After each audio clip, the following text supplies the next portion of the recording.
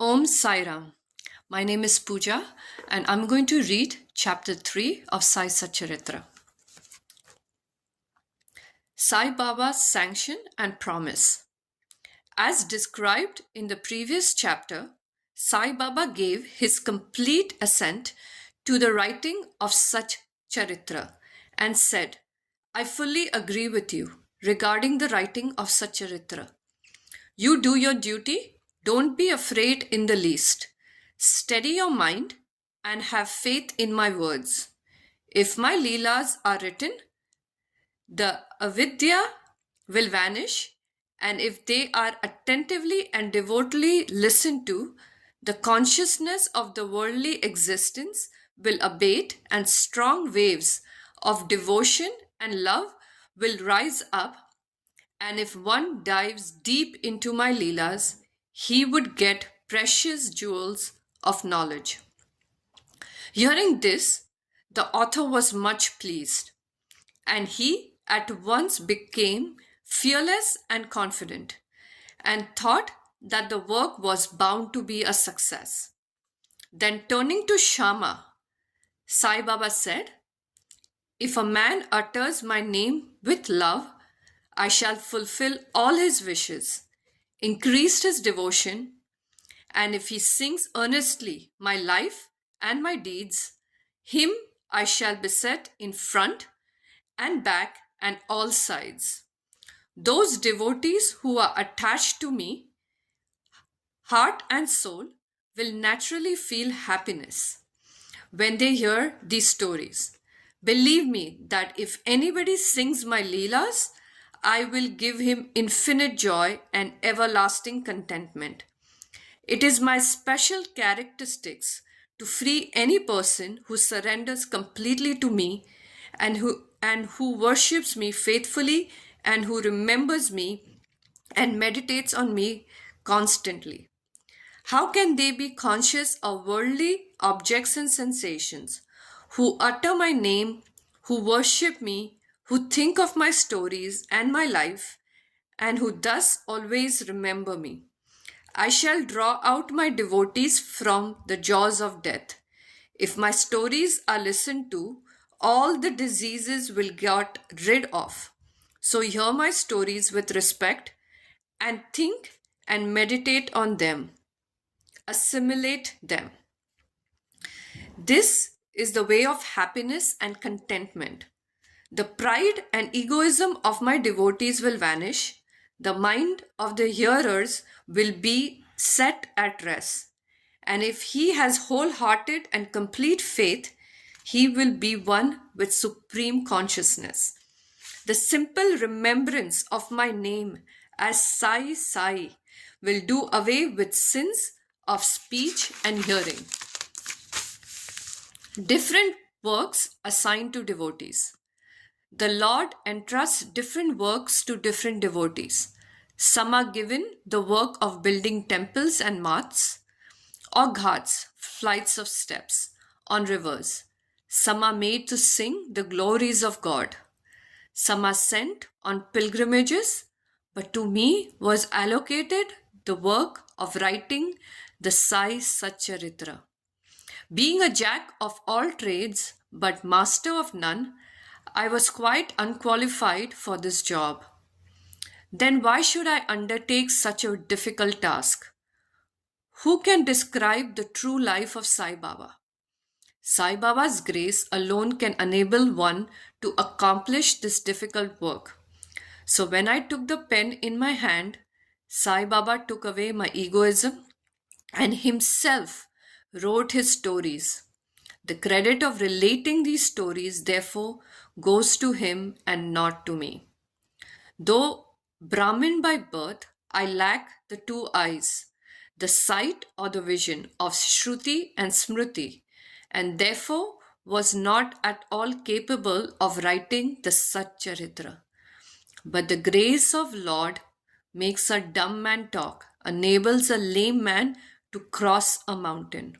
He alone knows the way of getting things done as he likes.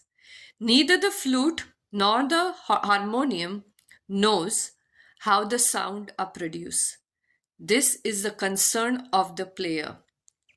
The oozing of Chandrakant jewel and the surging of the sea are not due to the jewel and the sea, but due to the rising of the moon.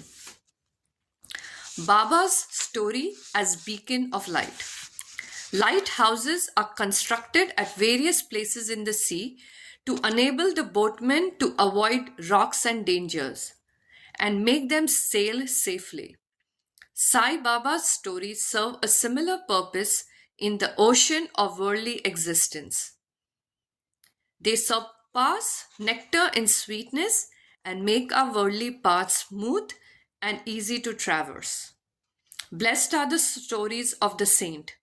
When they enter our hearts through the years, the body consciousness or egoism and the sense of duality vanish. And when they are stored in the heart, doubts will evade. Pride of the body will fall. The wisdom will be stored in abundance. The description of Baba's pure fame and hearing of the same with love will destroy the sins of the devotee, and therefore this is a simple sadhana for attaining salvation. The sadhana for Krita age was samadhan, for Treta age sacrifice, for Dwapar worship, and for Kali, which is the present age, it is singing of the name and glory of Lord. This last sadhana is open to all people of 4 varnas. The other sadhanas like yoga tyag, dhyan meditation, and dhyan dharana concentration are very difficult to practice. But singing and hearing the stories and the glory of Lord Sai Baba is very easy. We have only to turn our attention towards them. The listening to and singing of the stories will remove the attachment to the senses and their objects and will make the devotees dispassionate and will ultimately lead them to self-realization. With this end in view, Sai Baba made me write his stories as Satcharitra.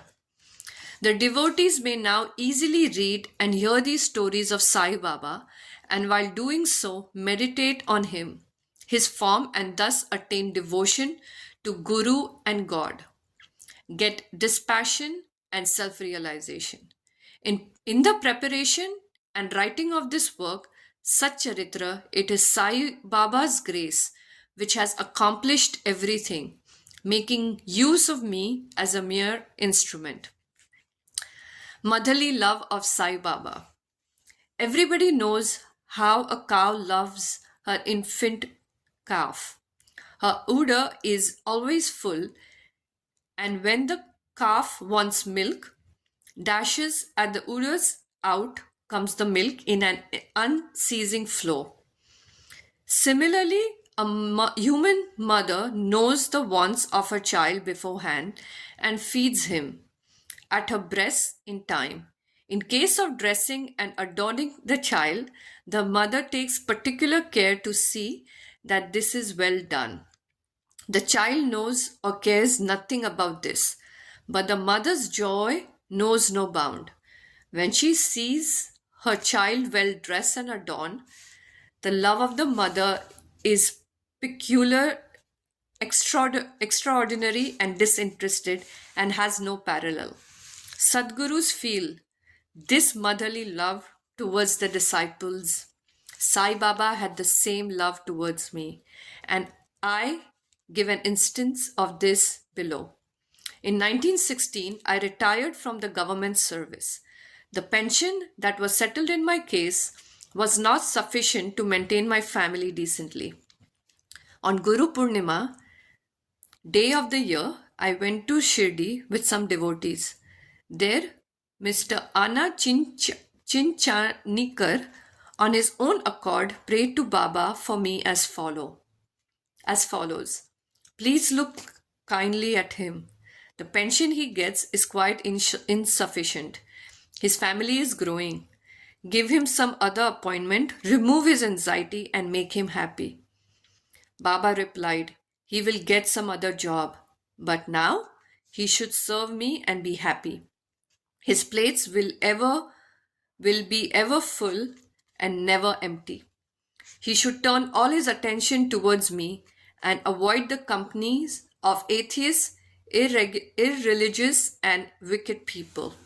He should be modest and humble towards all and worship me with heart and soul. If he does this, he will get eternal happiness.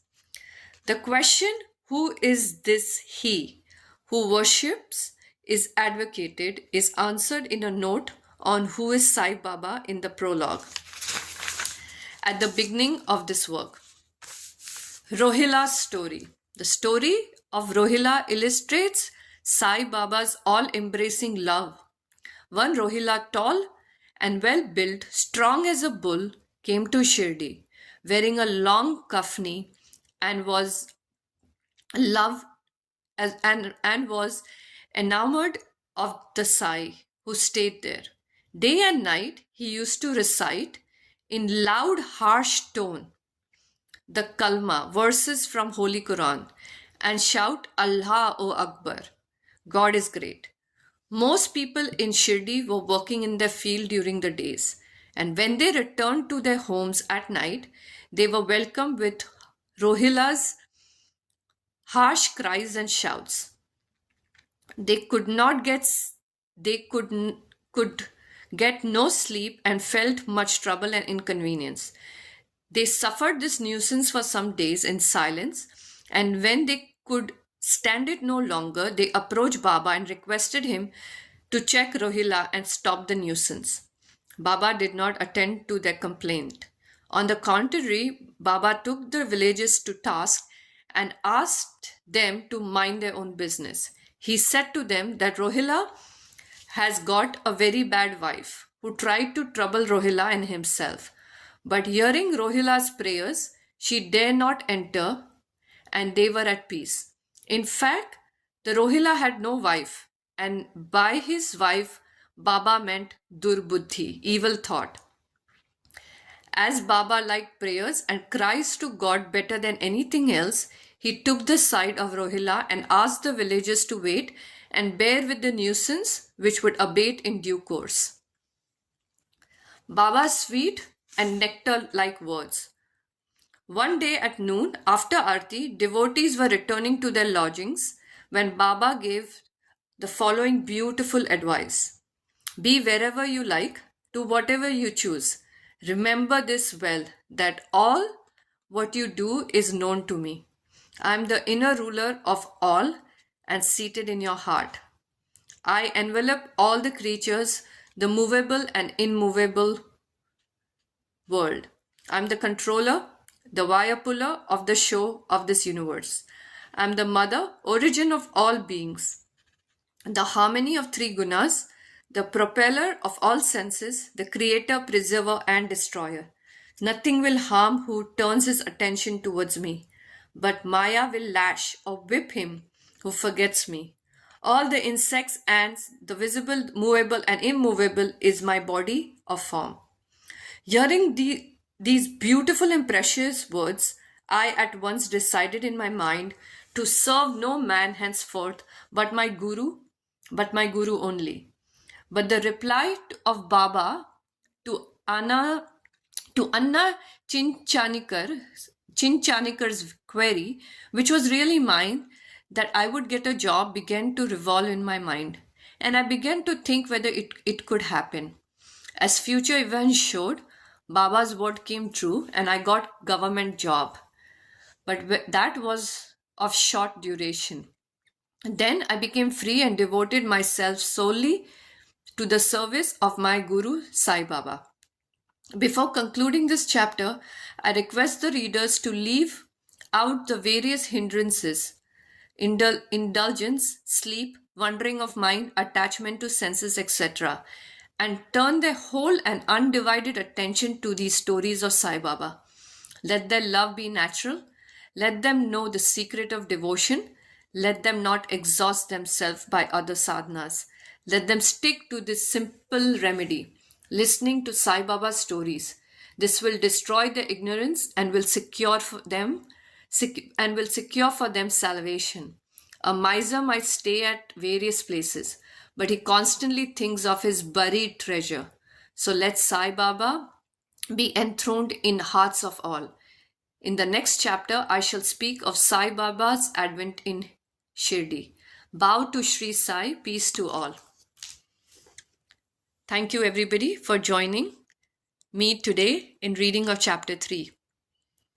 We'll see you tomorrow. Thank you, and Jai Mohanji.